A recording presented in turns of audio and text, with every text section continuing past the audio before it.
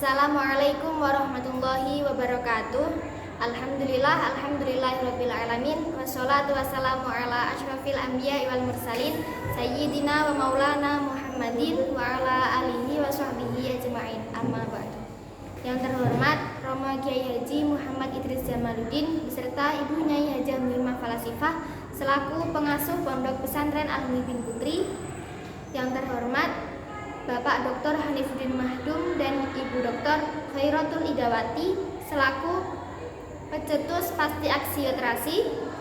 Yang terhormat Mudaris Ustadz Ahmad Nidomi dan yang saya sayangi kedua orang tua saya yang selalu mendoakan saya dan teman-temanku sekalian yang berbahagia.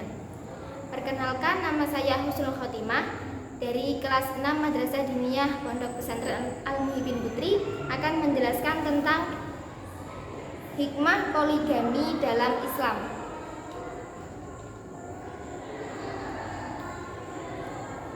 Makna global. Dalam makna global, Allah Subhanahu wa taala membuka surat An-Nisa dengan seruan untuk menyembah Allah dan janganlah menyekutukannya. Kemudian di situ Allah telah menciptakan satu jiwa, yakni Nabi Adam. Kemudian menciptakan Hawa. Kemudian jadilah manusia yang banyak. Nah, di sini Allah juga menyerukan atau memerintahkan untuk bertakwa kepadanya. Dan juga Allah mengiringi perintahnya dengan mengingatkan hak-hak anak yatim. Dan dalam ayat terakhir juga Allah memerintahkan untuk memberikan mahar kepada wanita yang ingin dinikahinya dengan sesuai. Jika tidak mampu, maka sebaiknya ia menikahi satu saja. Nah, selanjutnya yakni sebab turunnya ayat. Di surat pertama, konon terdapat laki-laki di Gotafan. Ini laki-laki tersebut memiliki keponakan yang yatim.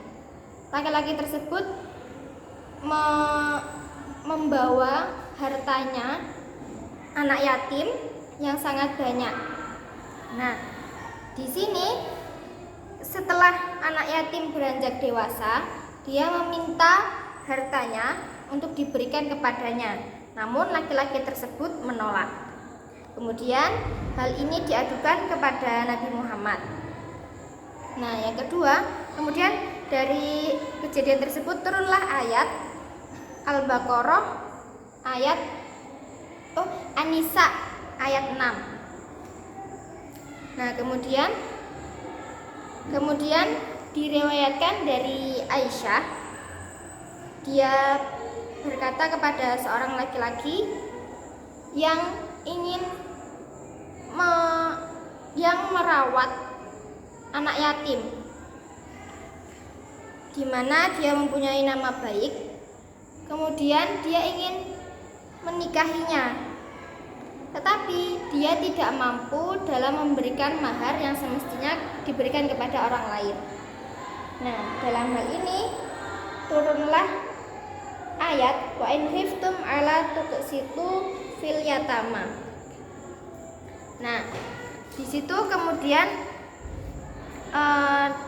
dari Imam Al-Bukhari dari Urwah bin Zubair bertanya kepada Aisyah tentang bagaimana jika merawat anak-anak yatim tetapi dia ingin menikahinya dan tidak mampu memberikan mahar. Kemudian Aisyah menjawab, "Hai saudara laki-lakiku, janganlah kamu menikahi anak yatim yang engkau rawat tetapi engkau tidak mampu dalam memberikan mahar yang semestinya. karena itu sangat dilarang. Sebaiknya nikahilah perempuan-perempuan yang cocok denganmu selain anak yatim tersebut. Jika engkau tidak mampu memberikan mahar, maka nikahilah satu saja. Nah, kemudian di sini terdapat kandungan hukum. Yang pertama tentang minta dengan nama keluarga. Nah, di sini pendapat yang memperbolehkan karena tidak termasuk sumpah. Sebagian pendapat mengatakan itu hukumnya makruh. Nah, kemudian ada seorang yang mengatakan bahwa bersumpah dengan menggunakan kata bapak itu tidak diperbolehkan. Tapi menurut Al-Qurtubi dari Imam Malik, ketika dia berkata, ketika aku berimam kepada seseorang yang dimana dia mengatakan atau membacakan ayat wal arhami dengan dikasroh, maka aku akan mengambil sandalku dan aku akan meninggalkannya. Nah, di situ. Kemudian Al-Qusairi juga berpendapat bahwa menggunakan sumpah selain Allah itu tidak diperbolehkan. Dan dimaksud dengan meminta dengan nama keluarga ini maksudnya tawasul, bukan sumpah.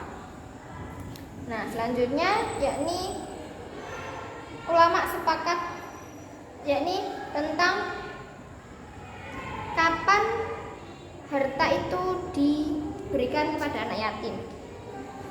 Nah, sebagian ulama sepakat belum boleh diberikan ketika si anak yatim belum balik dan belum ada kecerdasan.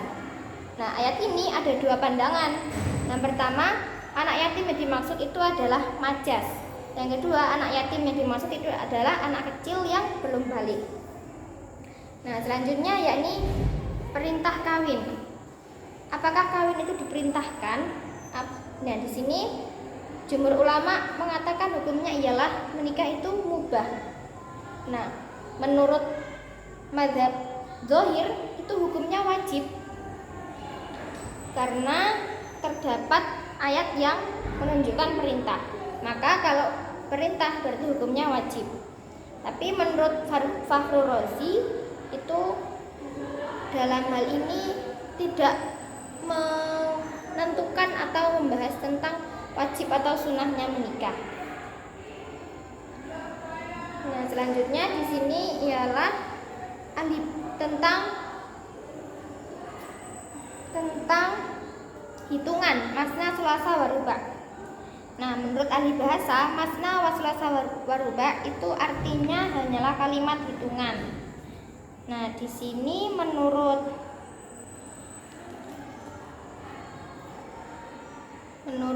ini ialah seruan untuk orang yang berpoligami atau ingin menikah lebih itu untuk diulang-ulang supaya ia berpoligami dengan hitungan yang sesuai. Nah, di sini menurut ulama fikih apabila menikahi lebih dari 4 itu adalah hukumnya haram. Menurut ahli bid'ah maksud dari masna wa sulasa waruba dengan menggunakan wawu lil jam'i ini maksudnya mutlak untuk menggabungkan. Berarti boleh menikahi 9 menurut ahli bid'ah. Maksudnya wawu di sini itu menggabungkan, berarti 2 ditambah 3 ditambah 4, berarti jumlah 9.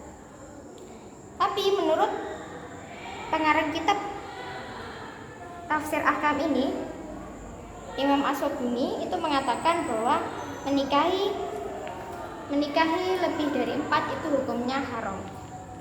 Nah, sekian dari penjelasan saya. Apabila ada kesalahan atau kekurangan, saya mohon maaf yang sebesar-besarnya.